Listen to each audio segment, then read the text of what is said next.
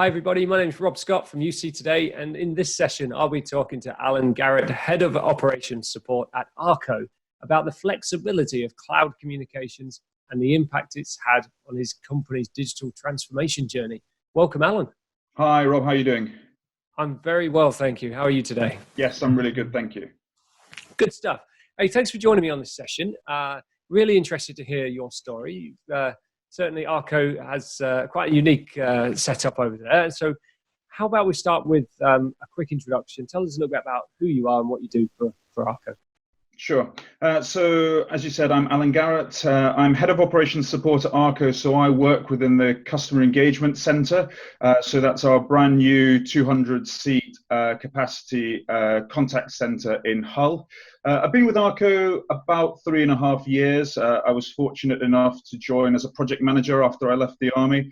And one of the projects that I worked on was part of the digital transformation program, and more specifically, the technology going into the new customer engagement center. So once we put that project in, I was fortunate enough to then be able to take a role within that department and sort of take over that side of sort of from a business perspective moving forward.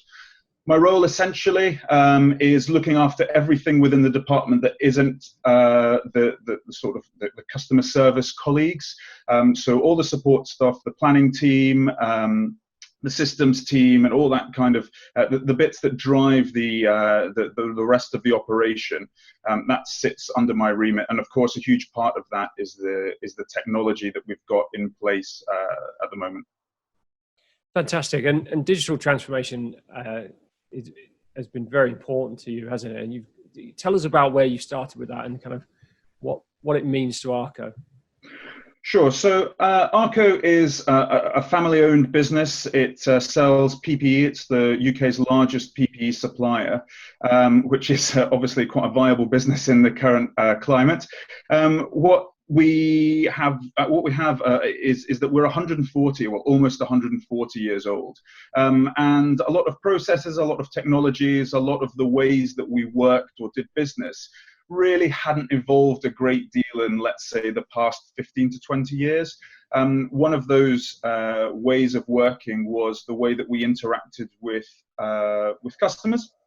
So as part of a wider £70 million digital transformation program over 5 years, which we're embarking on more widely across the business, there was a significant appetite to do something within the customer experience space, which would allow us to future-proof ourselves and allow us to continue to be experts in safety to our customers, big and small, while in the best way possible. Great stuff. And tell us about the business and how it's set up and the infrastructure. And you've got lots of sites, haven't you? So how do you communicate with your customers and each other? Sure. So previous to the digital transformation of the engagement center, we were very, very fragmented. We had 10 regional offices. Each of those offices had their own customer experience function. And what that meant was that it was quite difficult for our customers, especially the large national customers, to receive what I would term a sort of consistent or standard service. Each local potentially procurement department for each customer might receive a slightly different experience. And that was something that we wanted to try and change. We wanted to be able to drive a real consistency in the way that we dealt with our customers, ultimately to allow us to improve and to do that better. So we embarked upon the transformation journey in probably the tail end of 2017, which culminated in us buying a suite of products which would allow us to do that and centralize it more importantly within a brand new 200-seat engagement center in the center of Hull, which is the town or the city where Arco has been based for its entire history. Great. And I'm going to ask you now the impossible, but if you could condense that project down into the next 5 minutes, what kinds of challenges were you looking to solve as part of that journey? So it was twofold. So I think one of the key things that we wanted to achieve was to maintain customer service. So clearly I believe, and I believe we still do, we do customer service quite well. Our tagline is experts in safety. We are more than just a PPE supplier. It's not the sexiest industry at all, but it is one that ultimately saves lives. So with being experts in safety, there comes a degree of not just shipping a product to someone, but giving advice, guidance, and sometimes challenge if a customer is looking for a product which might not be suitable for their needs. So that engagement part with a customer, that customer experience, giving that advice at every touch point that a customer desires is really, really important to Arco. So that was the first thing that we wanted to maintain. We wanted to keep that and improve it. The second bit was that we wanted to future-proof ourselves. As I said, we were a very fragmented sort of customer experience organization. The technology that we were using was very difficult to get any sort of data or really any metrics out of. We couldn't really tell anyone how many emails or calls we were getting on any particular day, what the trends were like, whether we were busy, whether we were meeting our SLAs or not. It was really, really opaque from that point of view. So I guess the second thing that we wanted to do was to really be able to put into place a technology that would allow us to get into as much granular detail as we wanted into what kind of things our customers were talking to us about and how we were managing to serve them, good or bad, again, in order to improve it. And then, as I said, that third pillar was to sort of future-proof ourselves. So, you know, the wider digital transformation journey is, you know, replatforming the website. It's building a new head office. It's kind of top to bottom doing everything that we were doing in one way, doing it in a new, better way, cloud-based, all that kind of stuff. And it was important that the customer engagement center, that the CX function went along with that too. So I think those probably were the three pillars of what we were trying to achieve. There was customer experience, improve, was to future-proof ourselves, and also it was, you know, just to provide a real clarity and understanding of what our customers were talking to us about, and so we could better manage that. Superb. And in terms of that buying journey, you went out to market. Mm-hmm. What were you looking for in a supplier? Well, we had a really open mind. We used a large consultancy firm to help us map our future customer, sort of what the customer engagement center would look like. And we took a great deal of advice from them as to what kind of things we would be looking for. We definitely looked to people like Gartner, and we were looking for best-in-class contact center platform that could deliver us exactly what we wanted from that customer experience, MI, and future-proofing point of view.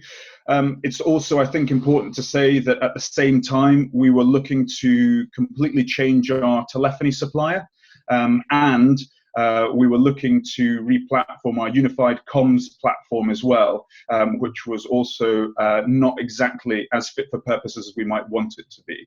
So we went out to market mainly for the contact center bit, but also with those other 2 points sort of very much at the forefront of of what we were looking for. And we went to RFP. I think we saw 4 or 5 different companies, vendors, and ultimately we settled on RingCentral in partnership with InContact to provide that whole suite of products. And I think one of the real bonuses was that it came from one vendor in a partnership with another, but we didn't then have to mix and match different vendors for different parts of that solution. So talk to me a little bit more about the solution then that they put in. So you've got RingCentral Office, presumably, and InContact for contact center? Yeah, sure.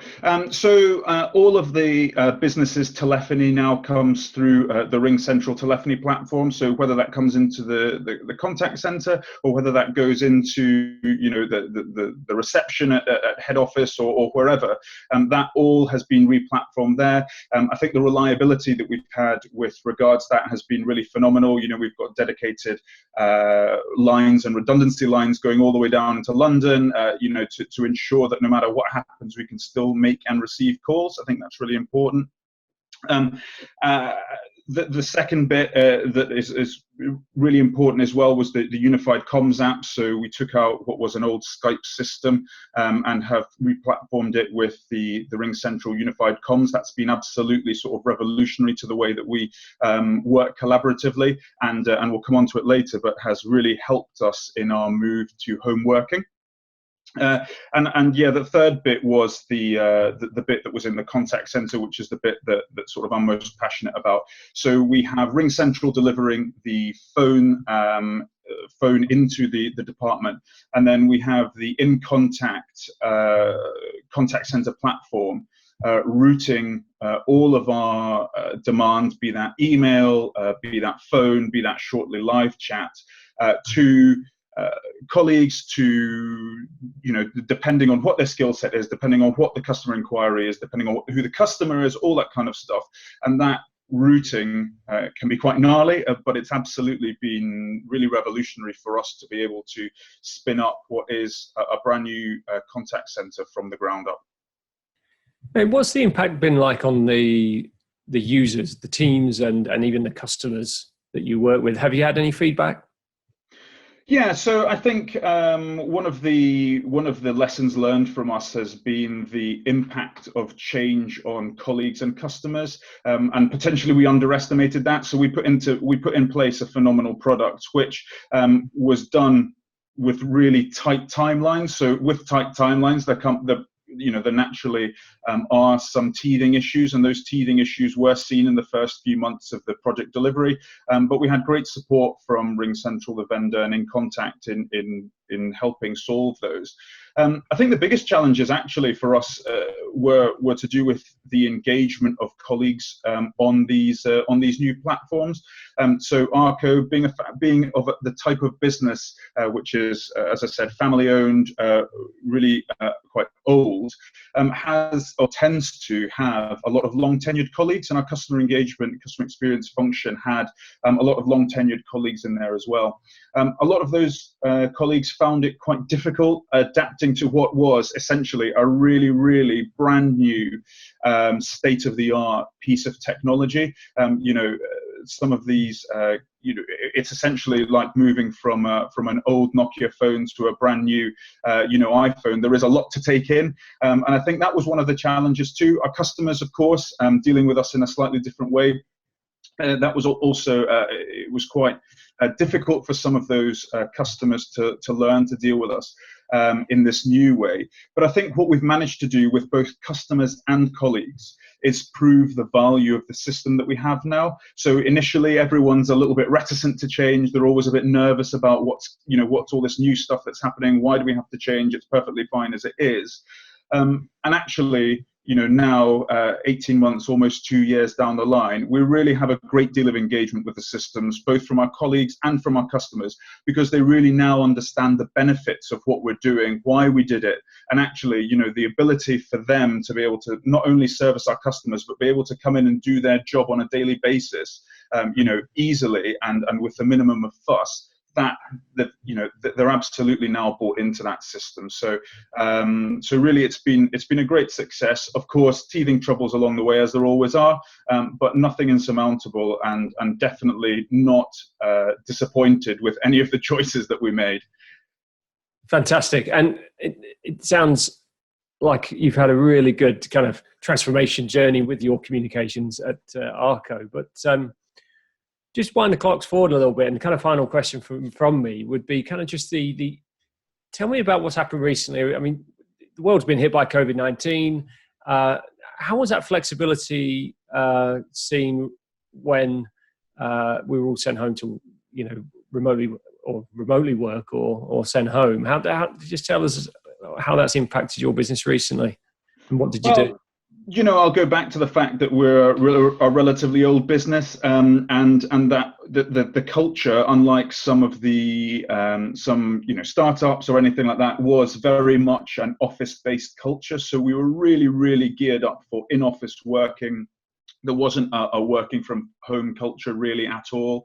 And even before the COVID-19 pandemic materialized, the ability for colleagues to work remotely using the unified communications app, be it in marketing, be it wherever, allowed colleagues to work from home as and when required, because they knew that they had a really reliable, really sustainable way of speaking to colleagues throughout the rest of the business. So that really kicked off before COVID-19. But from my point of view personally, the biggest success story for us is the transformation of our customer engagement center from entirely office-based to entirely home-based in the space of pretty much 10 working days. So of course, like any customer engagement center, we had a disaster recovery plan, which involved taking laptops to another Arco site and trying to spin up a limited function there if we had a power cut or the internet went down or whatever. But absolutely nothing, no disaster recovery plan on the scale that even imagined us vacating entirely the building and making every single person work from home. I know a lot of engagement centers or contact centers do have a home working core within their team. Some people that join specifically within that, and they're really quite mature in that. We absolutely weren't. We had the vast majority of our colleagues had desktop computers, not laptops, and the ability to move seamlessly, and I really do labor the point, seamlessly, from working completely office-based to completely home-based has really opened our eyes. And it's not just opened our eyes as to the power of the technology that we have and really the importance of what we did, but it is actively shaping our future thoughts and future strategy for the customer engagement center. So we are in the midst of building a brand new head office. That head office has a certain floor plan, and obviously we need to make sure that we have a certain number of desks available for all our colleagues. With more desks comes less flexibility with regard breakout areas and all the good stuff that helps engagement. And we were, even just 2 months ago, really not keen to have anything but one desk for one user across the entire, in the new customer engagement center or floor within the new head office for the customer engagement center. We have now completely turned that around. So now we are actively looking at having a core of 20 to 25% of our colleagues home-based at any one time. And we would never, ever have imagined that 2 months ago, 3 months ago. And it is solely down to the success of what we've achieved here. Our hand was forced, granted, but the success of it, regardless, that has allowed us to do that. So I honestly can't thank the technology enough from that point of view for allowing us to be able to move seamlessly to this operation home-based. And as a PPE supplier, we are taking huge numbers of contracts from the NHS, the police, the fire department, the government organisations, as well as food producers, supermarkets, all those guys that are keeping the country running at the moment. There was absolutely no way that we could not keep working, and that technology has fundamentally allowed us to do that. And it's been really impressive, to be fair. And I think it took us all by surprise just how seamlessly it went. And that's the true power of the technology itself. Yeah, indeed, absolutely, the true power of cloud and digital transformation. So, Alan, you've got a great story. Thanks for talking to me today. You're welcome. You've delivered some great insights for the audience as well. So thank you for your time. No problem at all. Thanks for having me, Rob. No problem. My pleasure, indeed. And thanks to RingCentral. Thanks to everyone for watching. And if you've enjoyed today's session, we'd really appreciate a like or a share, of course. So thanks again, and we'll see you again soon.